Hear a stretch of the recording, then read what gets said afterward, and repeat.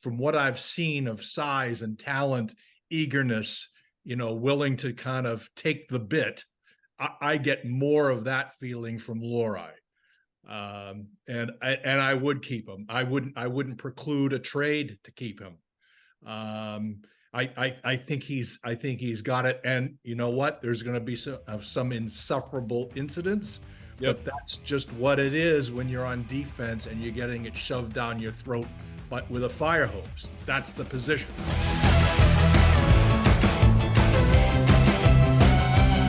Welcome to another edition of the Pucks with Haggs podcast. As always, I'm your host, Joe Haggerty. You can find my work at joehaggerty.substack.com. You sign up for the newsletter, you get all of my articles on the NHL and the Bruins sent directly to your inbox. Also, after every game, I'll be doing write-ups for the Boston Sports Journal with a cavalcade of stars, guys like Greg Bedard, Mike Giardi, good friends of mine, great colleagues. Today, lucky enough on the Pucks with Haggs podcast to have Boston Globe's Kevin Paul Dupont and the Boston Herald's Steve Conroy. Before we get to the hockey, though, let's thank our sponsors really quick. FanDuel Sportsbook, CLNS exclusive wagering partner. Right now, the NFL season is at midway, maybe a little more than midway. We know the Patriots are cooked like Thanksgiving turkey, but get in, bet against the Patriots, do whatever you want to do. You get $150 in bonus bets with any winning $5 money line bet. That's $150 if your team wins. FanDuel.com/Boston to kick off the NFL season.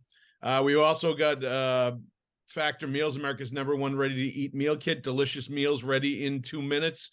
For the busy people out there like me that are coaching teams and all kinds of other craziness going on. So Factor Meals, head over there, get some healthy, delicious food. Now, let's get to the business at hand. Kevin Paul Dupont, Steve Conroy.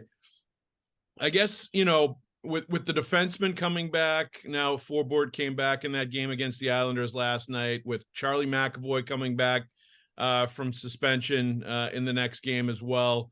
I guess, even though it seems like there's still a spot for Mason Lohrei in this team until Matt Grzelcyk comes back, I guess we start to ask the question, is he going to be here to stay? Have we seen enough that he deserves to stay? Are the things that he should be sent back down to Providence to work on when the numbers become as such? I just want to get your temperature on Mason Lohrei and where you think he stands now after a handful of games. Steve, why don't you kick us off? Well, what do we have? 6 games left before Grzelcyk comes back? Yeah. So give it the 6 games, see if he can learn. Obviously, he was facing a pretty tough veteran team that, lives off its forecheck last night. And, he had some hiccups last night, and, he's had a couple along the way here. He's also been very impressive in a lot of ways. Would I rather have him than Matt Grzelcyk right now? No. That's what it comes down to, right?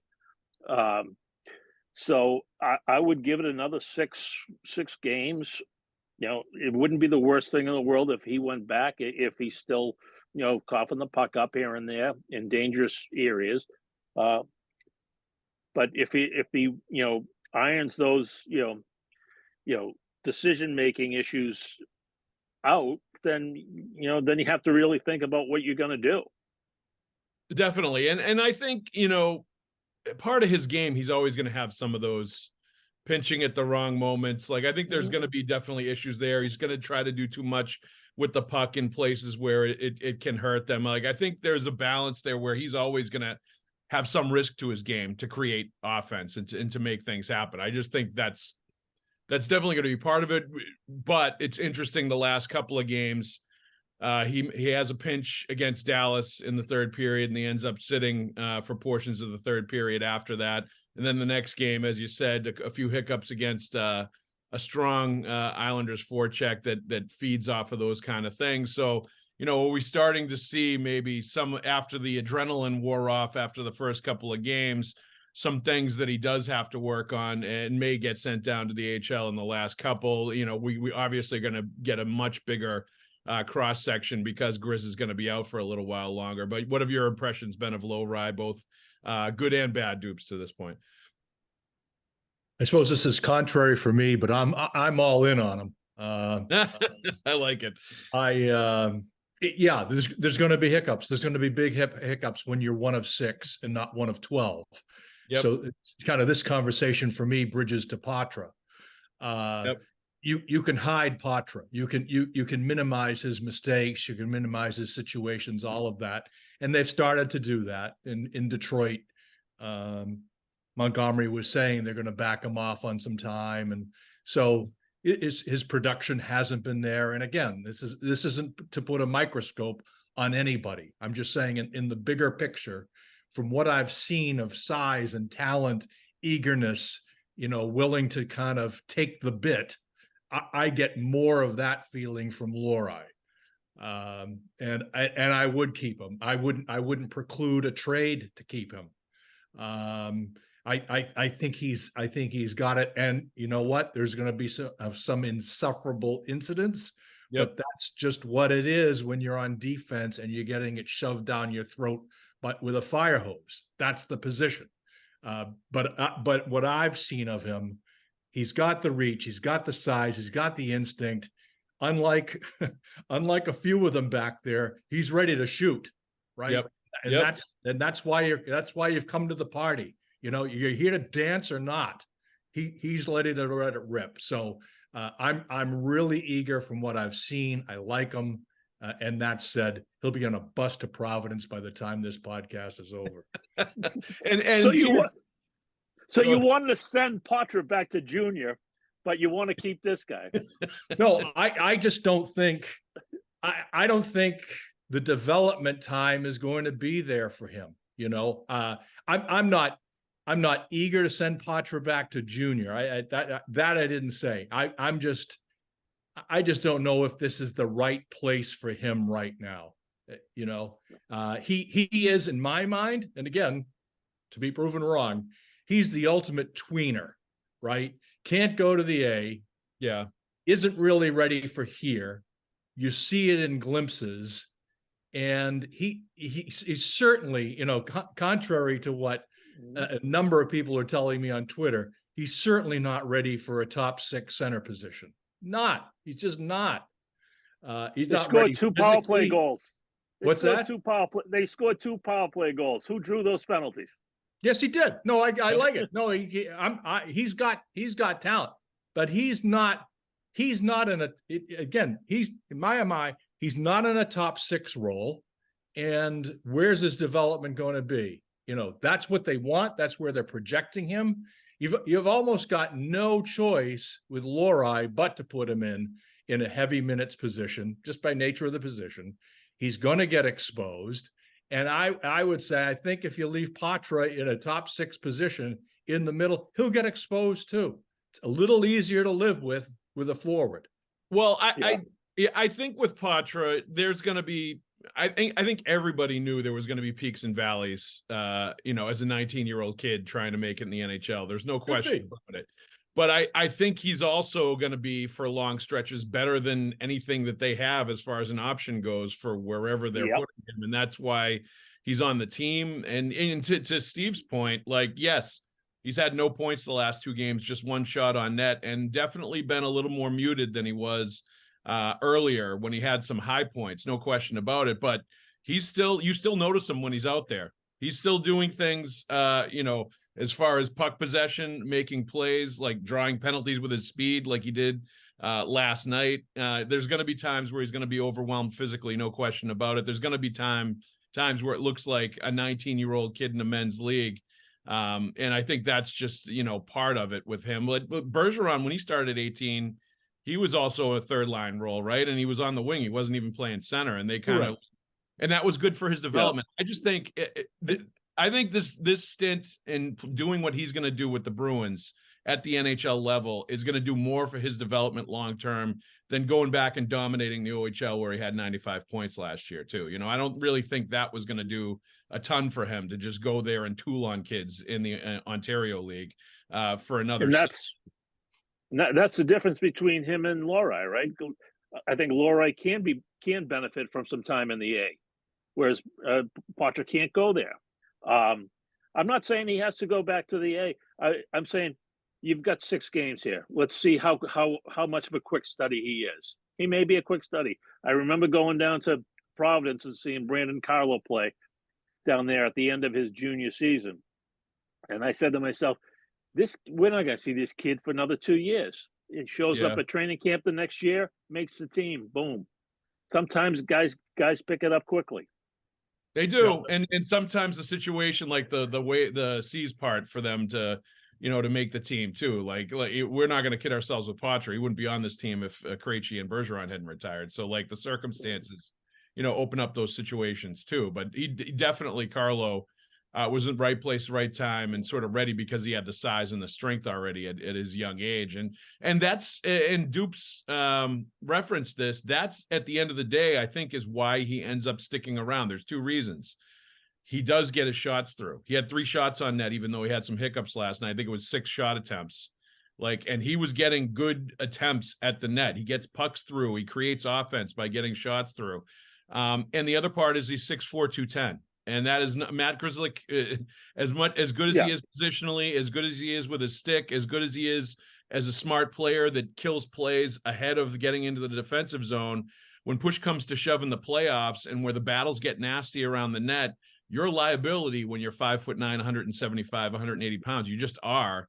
And if you can find a player that can move the puck just as well, skate just as well, and we'll need to catch up with some of the decision making, but is way bigger and stouter around the net. I think that's a no-brainer choice at some point during the year, whether it's at the, when he comes back healthy, or when they find a willing trade partner. But it's almost unfortunate for Grizz that this injury happened to open the door, because I think once it opened the door and Lohrei came in, it's going to be hard to push him back out again. Absolutely. I agree with all of that. 2 things I'll add here. Back to Poitras for a second. He's also, we've not noted here, very poor in the faceoff circle. So he's going to have to improve that too. Yep. That's a strength issue. Now, what's kind of framing both of these kids and plays to them both saying here is 11-1-1, right? Yeah. We're not even at Thanksgiving and they're in the playoffs. So they can goof around all they want with these kids if the money works, right? But 11-1-1, this is a great situation now. You can roll these kids out, and if they look goofy one night, so what? Sit them out for the third. Sit them out, mask over them somehow. Well, and how much of this becomes also, and I always wonder this when it's the drafted and developed prospects of the Boston Bruins, how much of this becomes the Bruins being able to puff their chests a little bit about guys that they hit on in the second round when they've been much maligned with their draft and development system and their talent pipeline and what they've done recently, that now they're starting to churn out legit talent that can be, quasi impact players and certainly can play big roles on the team. How much of it is kind of pushing them out there and to say, look, we do have, prospects, and we do have a ton of talent in this system, and kind of pumping up their own draft and development system. Steve, what do you think? Yeah, it also points to the good karma that going for it brings. Lohrei in the second round, Poitras in the second round, both years when they didn't have first round draft picks because they dished it to get another piece. They've had picks.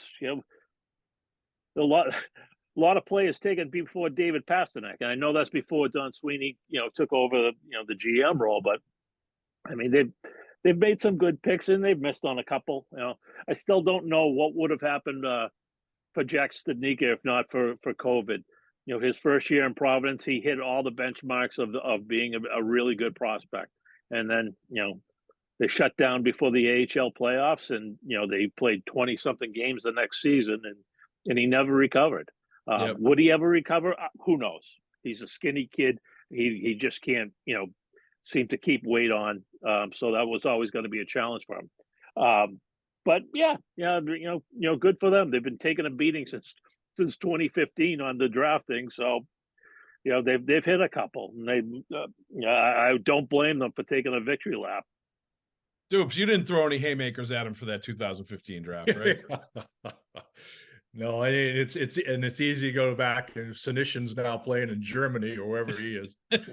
God bless him, sweet kid. The Wild Wings, I think, is the name of the team. So, sort of hand in hand with this discussion, which I agree with. This is giving them sort of a platform to crow on a little bit is also how I was thinking this the other night. They've brought Heinen back, and they brought him back on a PTO. And Sweeney is always careful, and every time they trade one of these guys, this is the hand in hand with the draft picks. Whenever they trade one of these guys, going out the door, they're all thanked for their contributions, like they've all just won the cup, right? Yeah. They pedaled into, we want to thank Danton for all his contributions. I know some of that is boilerplate, but they do make a point of saying it.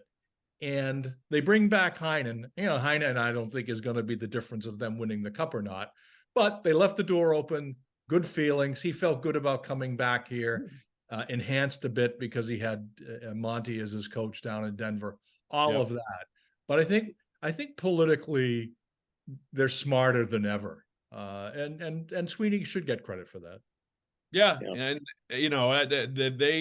they should flex a little bit about, hitting some of these players, and Beecher too.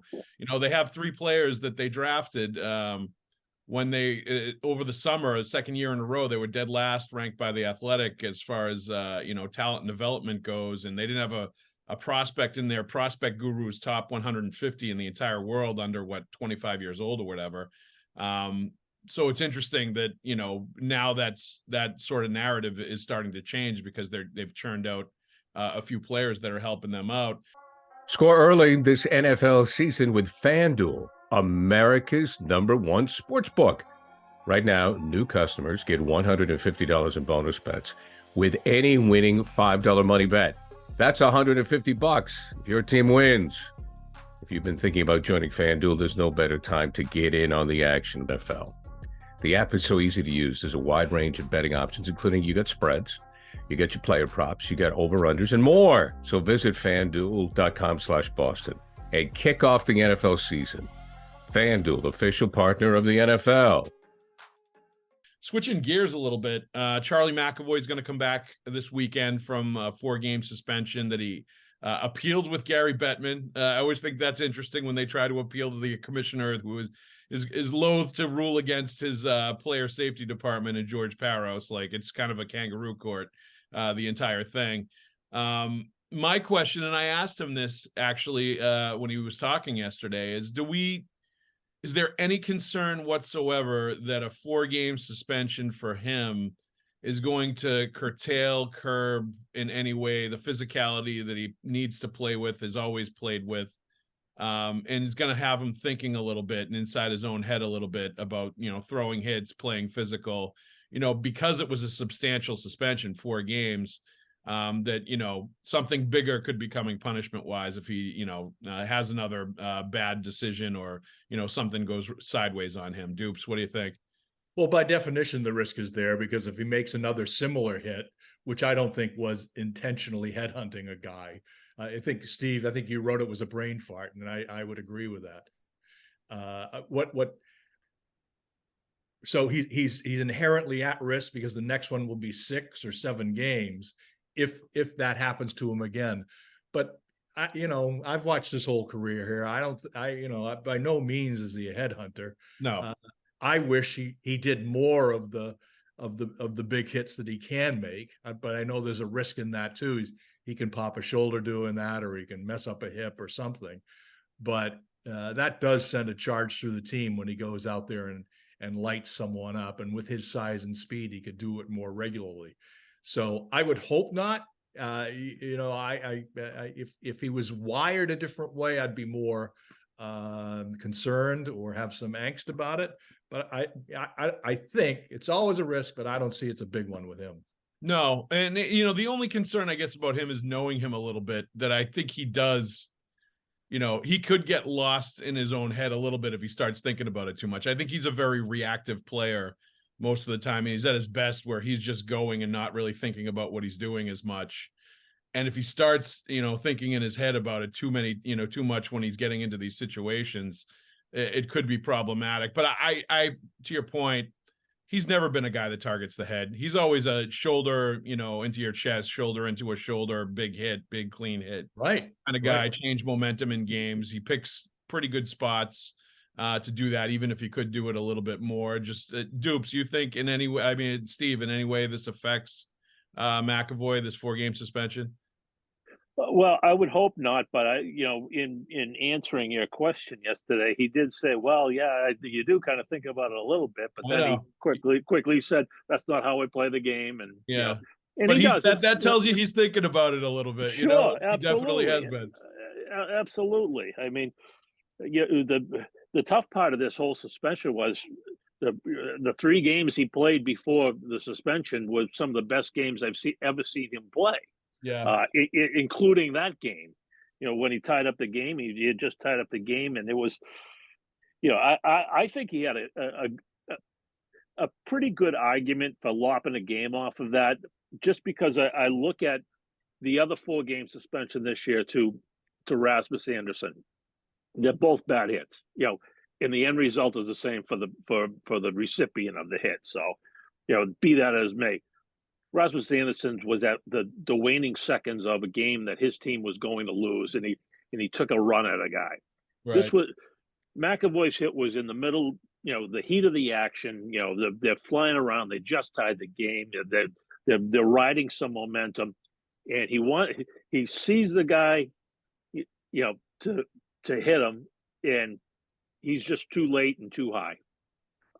But be that as may, he's got to play his game. He's got to play his physical game for him to be the guy that he is and the guy that he can be. Piggybacking on McAvoy a little bit, just they went 3-1 without him. They played very well. Obviously, the defensemen. I thought all the defensemen came up and played pretty well. Lohrei, Weatherspoon, and Mitchell, had decent moments. Weatherspoon made some mistakes too, but I actually noticed him more in these 4 games than I did at any point during the training camp in preseason. But with McAvoy out, a lot of the focus obviously goes on to Hampus Lindholm, and he has to carry more of the load minutes wise, situationally. But I thought this might be a chance for him to really find his best game, as he did last year when McAvoy was out at the beginning of the year. I really don't think that happened. And just wondering what you guys are seeing with Hampus Lindholm, because I see a guy that's not as assertive as he was last year. I don't think he's skating as well as he did last year. He's taken a lot of penalties, which, at points tells me he's kind of, sometimes behind the play. And I just don't see the same player that I saw at his best moments last year to start this year. And I wonder if this is any kind of carryover from having a tough playoff at the end of last year. Dupes, what do you think? And hurt a little bit at the end of last year, right? Yep. So, not what he was, but he's still. I mean, he's got big minutes. Yep. Without having the stats in front of me, he's got to be leading in TOI, right? Yep. I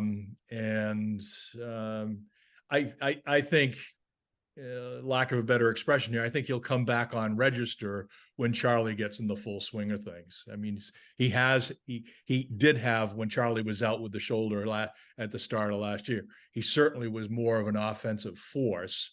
Yep. And some of that too plays to, a comfortability factor with having Krejci and Bergeron out there.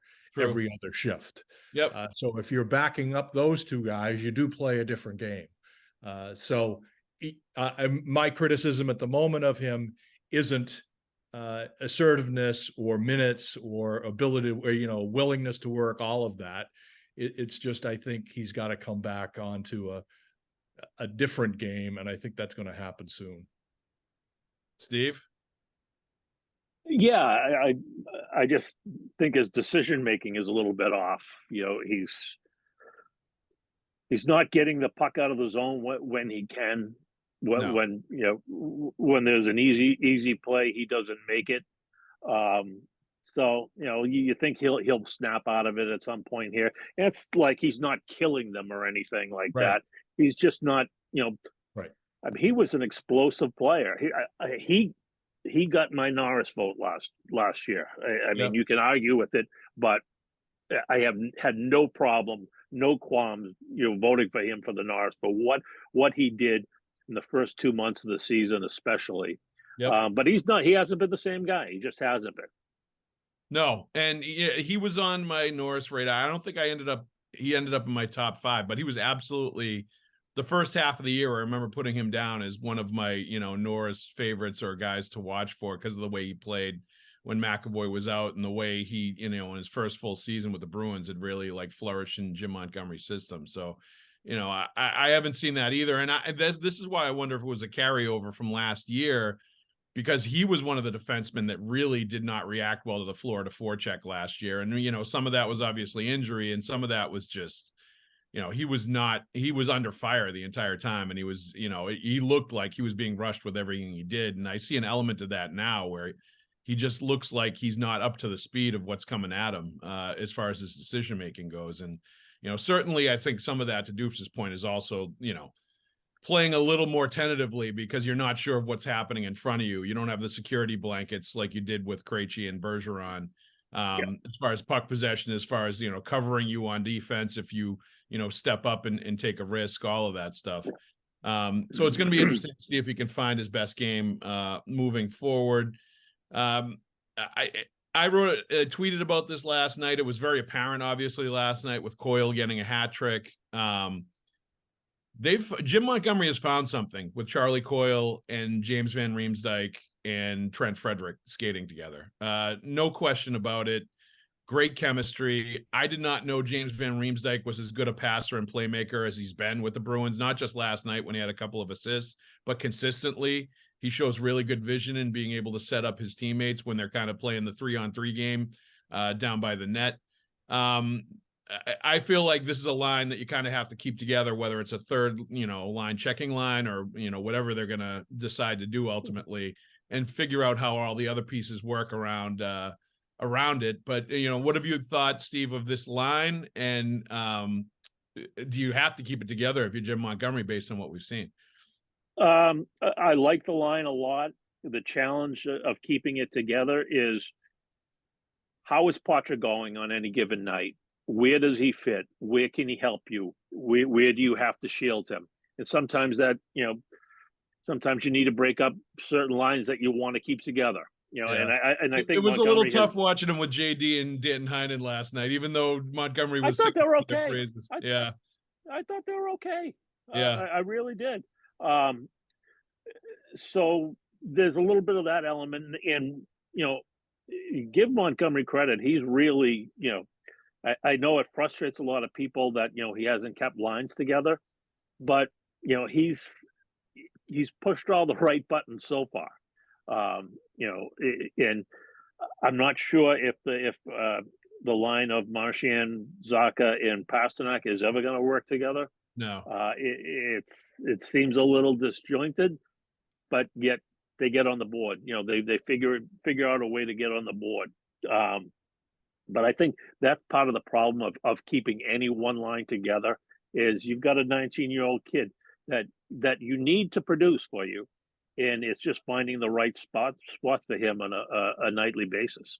Yeah, especially when you've got some injuries, right? And you're missing one of the guys, Morgan Geekie, that has played really well already this season with Poitras. They seem like a good duo when they're together and like they work well together. Geekie can take some face-offs. Yeah, 100%. But just what you've seen, Dupes, when you've seen Coyle and Frederick and JVR together, and what do you think makes them so effective? Well, I think it could play. I think it could. And again, I think all this is pretty much subject to change. But if it's going to evolve, I would think it's the right chemistry is there because Charlie, as we've seen, he's most effective on holding it in zone, not being net front, working around the perimeter with it, and cycling and all of that. JVR's best game is right at the net, right around the net. Excellent. Among the best tight in hands in the league. And that's been for a while. He's been on some bad teams. That hasn't helped his production.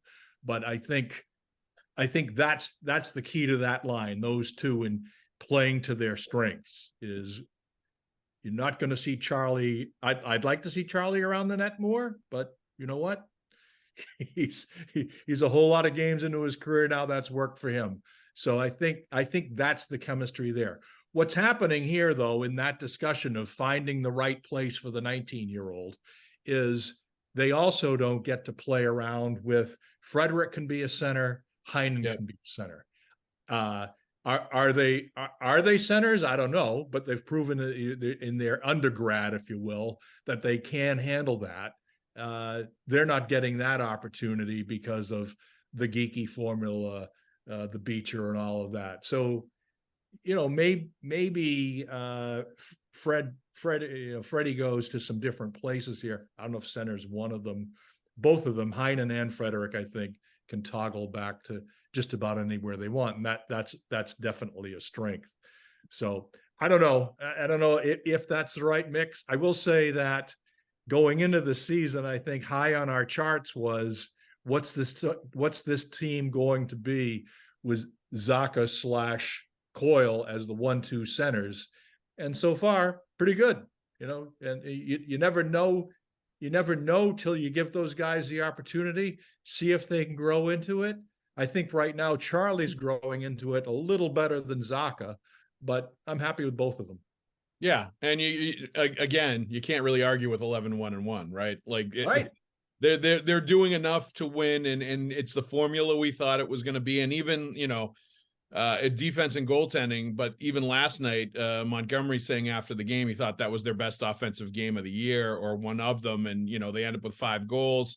They're able to pull away a little bit in the third period. They don't have to white knuckle it all the way to the final buzzer, which is, I think, a very good thing for them too, mentally and physically, because I think if they're playing 3-2 games where they're just holding on for dear life in the third period every single night, that's going to be a hard way to exist and win and keep your energy and keep physically and mentally into it for the entire year. I feel like there's a lot more of a chance for burnout if they have to win like that all the time. And there's a ton of pressure on their defense and goaltending. Do have Factor Meals to help us out.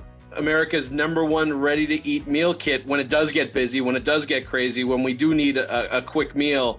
They fuel you up fast with flavorful and nutritious ready-to-eat meals delivered straight to your door. Takes less than 2 minutes to cook them. They're fresh, never frozen, meals ready in 2 minutes, like I said. They have calorie-conscious options, going upscale with some of the things they're offering now, like surf and surf meal options, roasted garlic filet mignon, and shrimp, and Cajun spiced shrimp and salmon, which is like right in my wheelhouse. This is the kind of stuff I'm all about. So it's got everything for everybody. There's 34 plus chef prepared, dietitian approved weekly options for meals. You can get snacks, you can get breakfast items. Like it's a great deal. So if you want to get Factor Meals, go to factormeals.com/Haggs50 and use the code Haggs50 to get 50% off of your first box. It's a great deal. I've tried it. It's fantastic. I recommend it to you. We love these ready to make meal kits, especially when we're on the go with our kids. So one more time, that's factormeals.com/Haggs50 to get 50% off your first box. You won't be sorry if you go to Factor Meals. It gets the Haggs thumbs up seal of approval. But that brings us to actually one of the biggest topics that I think people are talking about right now and discussing, and the hot takes are flying everywhere about the Bruins goaltending situation. I think Felger already has Linus Ullmark traded to Edmonton for Ryan Nugent-Hopkins. I just, my own personal feeling, I was an advocate of trading Ullmark the last summer if they could find the right deal for him, if they could get good value, especially when they had so many unknowns at center and they weren't sure if things were going to work out for them with the retirements of Krejci and Bergeron.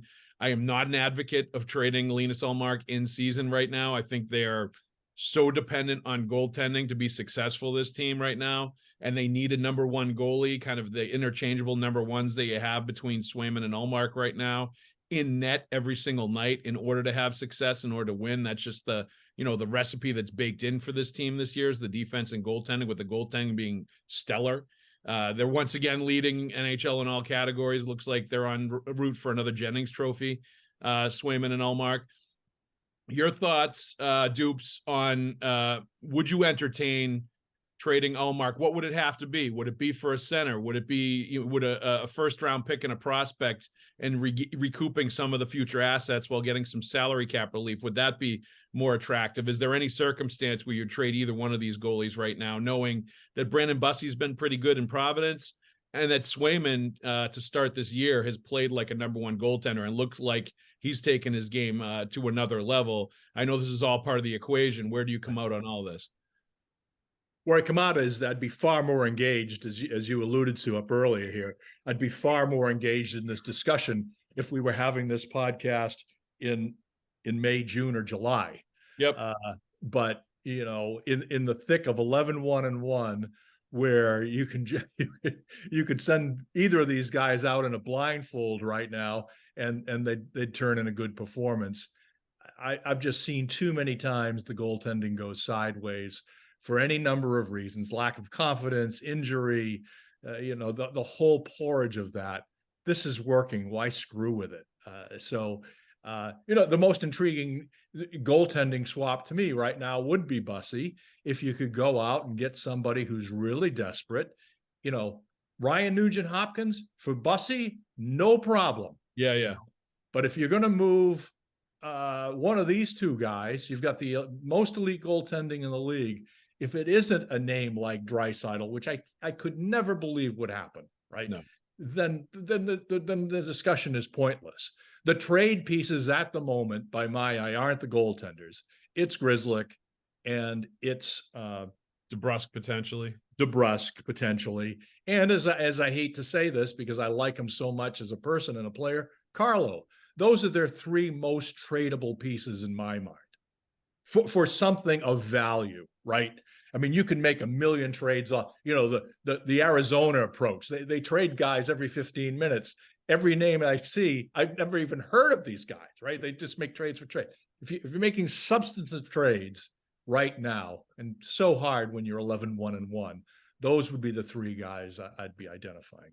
I mean, I appreciate, I think it was Butchergrass that threw out the crazy tweet that initially got the Draisaitl thing started, because he had a wacky 7-player trade or whatever it was, where Draisaitl's coming to Boston, Ullmark and I think Grzelcyk and Matt Patra and Fabian Lysell and all these other players are going out to Edmonton. It was this craziness that he threw out on Twitter that got, I think, people hopped up on rekindling the trade discussion and rumors between Edmonton and the Bruins. And obviously Edmonton needs a goalie. They need help right now, and they're desperate. They're in the middle of their, all in trying to win a Stanley Cup for McDavid like frenzy. So they're going to be desperate to do something.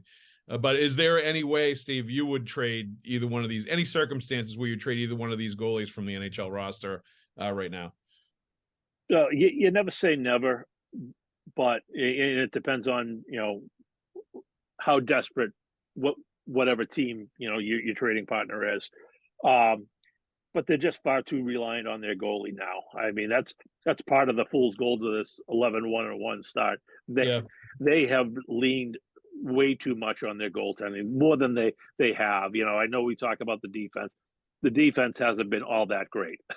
They're giving up 30 and 40, 35, 40 shots, a little too regularly for my liking. So Swayman is playing like, a number one goalie right now, without question. He's playing like a Vezina candidate right now. Yep. But that's with him playing every other game. What's he like if he's playing 3-4 games in a row? We don't know that. They don't know that. So I'd be very hesitant to move Ullmark right now. But you do have to think of a couple other guys. There's some guys that, who are reaching the end of their contracts that you may have to say to yourself, okay, let's just play it out and let's let the chips fall where they may in the summertime. Yeah, Torrey Krug style. Grzelcyk to me is in that category because I'm not sure he's going to fetch you a lot in the return. Jake DeBrusk, on the other hand, if you can't sign him, you have to think about how can we move him? And, that's going to be a tough one. We knew this time was coming since he signed the contract. So that's the one to me that you have to watch. And I don't see anybody coming up to take Jake DeBrusk's place. Well, that's the issue I have, right? Is I feel like it's going to end up a Torrey Krug situation where it's just going to they're going to be in a playoff spot and they're not going to be in a position to trade him because they need him. to, fulfill whatever potential they're going to have this year. And it's going to turn into a, thank you for your service. Maybe we'll trade you for, your negotiating rights for a nominal draft pick, right before an unrestricted free agency or something like that. But like whatever DeBrusk is going to get on the free agent market, which will be considerable given the numbers he's been able to post in terms of term and in terms of money he's going to be able to make. It's just something the Bruins are not going to be, I think, willing to go there, similar to why they weren't willing to go there with Torrey Krug a few years ago. But the other half of that is, were they ever able to really truly replace Torrey Krug and what he gave them on the power play from the point and some of the things that he did after he left? And, maybe they thought Grzelcyk was going to be able to step up and do some of that. Maybe they thought Jack Ashan was going to be the next Torrey Krug, and it didn't work out that way. It's tough because they don't have a ready-made replacement for Jake DeBrusk, and it's hard to find guys that have 30-goal capability in the NHL. So the Bruins and Donnie Sweeney are in a really tough spot as far as what to do with him and how to handle this whole year. And I agree, that's the one I think that's a lot more complicated than the goaltending situation. Steve, if you were going to trade, let's hypothetically say you were going to trade one of the goalies, would you rather do it for a player that you could bring in, or would you rather do it for get as much as you can for future assets, some of the future assets you've traded away, and try to recoup some of those? Like if somebody was desperate enough to give you a first-round pick for Linus Ullmark, would you rather do that than try to, bring in a Nugent Hopkins, let's say? I don't know. It depends when the trade is made. Are they really a legitimate contender? If that's the case, you have to, trade them for somebody that can help you right now, and not somebody who's 35, not some rental situation. Right. Somebody who you're going to have in your lineup for multiple years to come.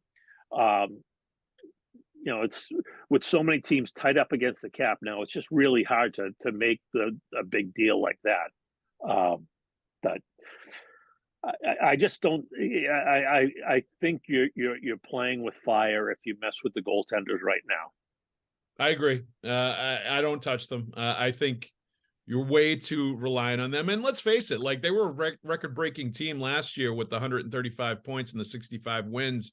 And I think they were awfully reliant on the goaltenders being stellar last year quite a bit too, for a team that they did ended up with that kind of gaudy record. And we saw it in the playoffs. When the goaltending came back to earth and wasn't quite as good as it was during the regular season, they were a much more eminently beatable team and didn't look anything like themselves. So, I think that was partially Florida's pressure. It was partially the way the defensemen played, but certainly it was the performance of the goalies as well in the postseason. And that's going to be the big question for both of those again this year. And part of the reason I'd like to see Swayman get the start right out of the gate in the playoffs instead of Ullmark, who's had that the last couple of years, and Swayman's been tossed into really difficult situations midstream in those playoff series from the last couple of years. That's what I'm interested to see is, extrapolating into the playoffs. Are they going to rotate the goalies this year? Are they going to give that's run? The big question, what are we going to right? see? That's the big question, right? I mean, we've seen it in baseball where like Torey Lovullo, he goes by the book that he has, and it drives people crazy when he pulls out a pitcher after 50 pitches and he hasn't given up a run. But I mean, are you going to be able to do that? Are you going to be able to say Ullmark starts game 1, he loses, Swayman comes in, wins game 2? Are you going back to Ullmark for game 3?